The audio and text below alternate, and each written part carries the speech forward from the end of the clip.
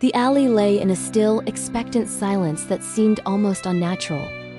Fog hugged the walls of the warehouses, muffling the sound of distant carts and the occasional cry of a gull from the harbor.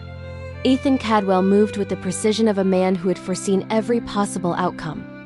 I followed close behind, my heart hammering, aware that tonight we would witness the culmination of his extraordinary mind. He crouched beside a stack of crates, his voice a low whisper. Marcus, the thieves will return this night to retrieve the remaining cargo. Observe the traces of chemical residue here.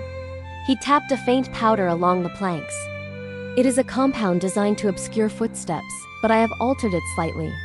When pressure is applied, it reacts to leave a mark, visible only under this lamp. He held a small vial of liquid that glimmered faintly in the gaslight.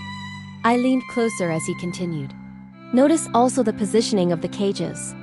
The parrot and the monkey have been conditioned to react to movement in predictable ways.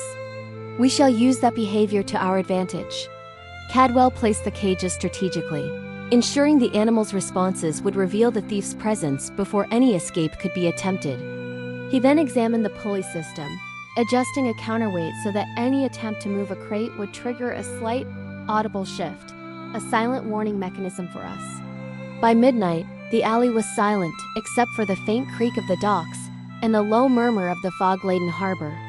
I crouched behind a crate, notebook in hand, while Cadwell observed from a shadowed doorway.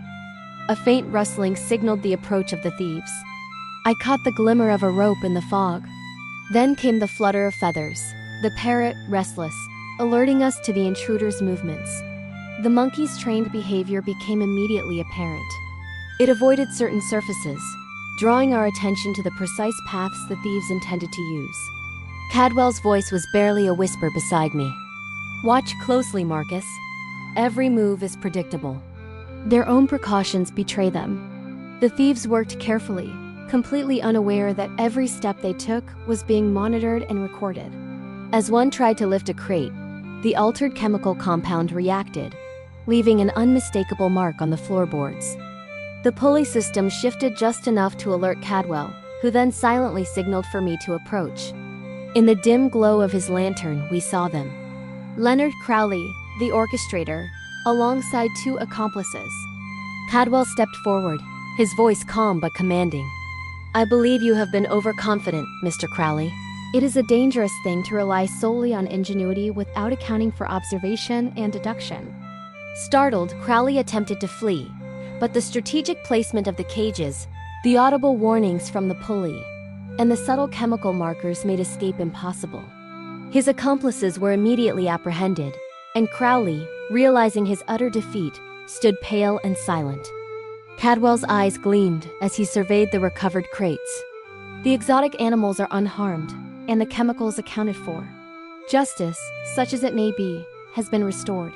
As I documented the scene from my notes, I realized the true depth of Cadwell's genius. Chemistry, physics, and zoology had all been employed flawlessly, yet it all appeared effortless.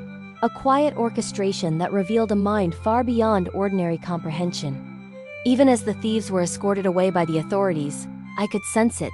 This was not an isolated crime. Hints of a far-reaching network lingered, like shadows in the alley and whispers in the fog. And somewhere in the city I knew, a far greater mind would take note of our success. The game had just begun.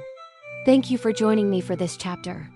If you're enjoying this journey into the mind of Ethan Cadwell, be sure to subscribe and hit that notification bell so you don't miss what happens next. See you in the next video.